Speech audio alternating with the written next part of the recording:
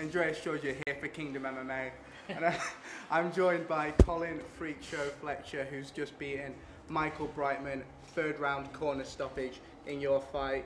You absolutely dominated him in that second round. How did that feel? What happened? Dominated him. Some great elbows on the ground. Yeah. It was a lot of fun, you know what I mean? I made a little bit of hard work for myself in the first round, but I like to keep my coaches on the toes. You know, that first round he was throwing a lot of bombs at you, you know. Big, what was that? Were you kid, expecting that? Kind of, yeah. I mean, we spoke about it in great detail and we kind of looked at the strategy to avoid it, and then I went in there and just like the complete opposite, really.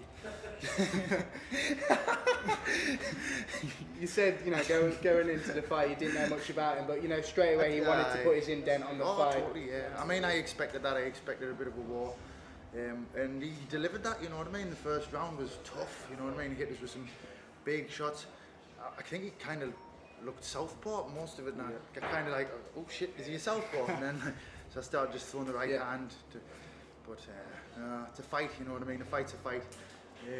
I wanted to do things that I didn't get off, and then I kind of did things that I didn't expect to do. So, you know, I'm here to kind of bring everything I've got at the best times that I can, you know what I mean? And it's not easy being in there, so I'm giving myself a little bit of a pass for that first round, but I got the job done in the end, you know what I mean? That's all that counts, really.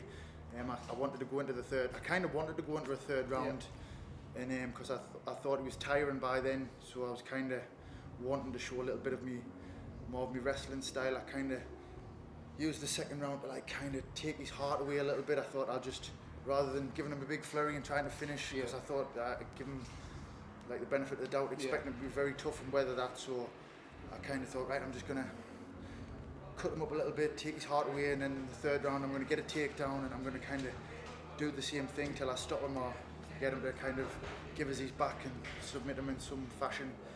But you know what I mean, he didn't want none of it. I stopped him on his stool, which to be honest with you, I've always kind of thought was more of a victory to get someone to like literally say, I don't want to come back out and fight that guy. I think it's like a big victory for me to kind of take somebody's fight away from them on the stool. For him not to come out for the third round, would you also attribute the fact that obviously you were really putting a beating on him in that second round? He looked gas.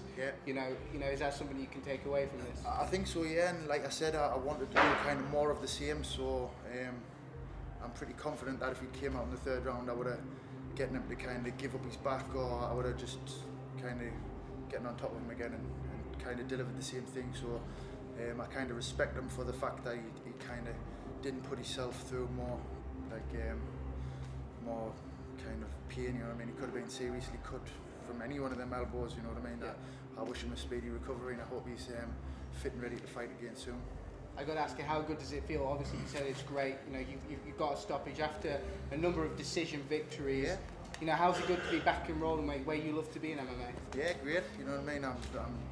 Every fight's fun for me. You know what I mean? When fights stop being fun, that's when I'll stop fighting. So I just like to say, I hope everybody can kind of enjoy it. You know what I mean? I never come out here saying I was the best fighter in the world. I come out and try to put my own little stamp on things, give people a little bit of entertainment.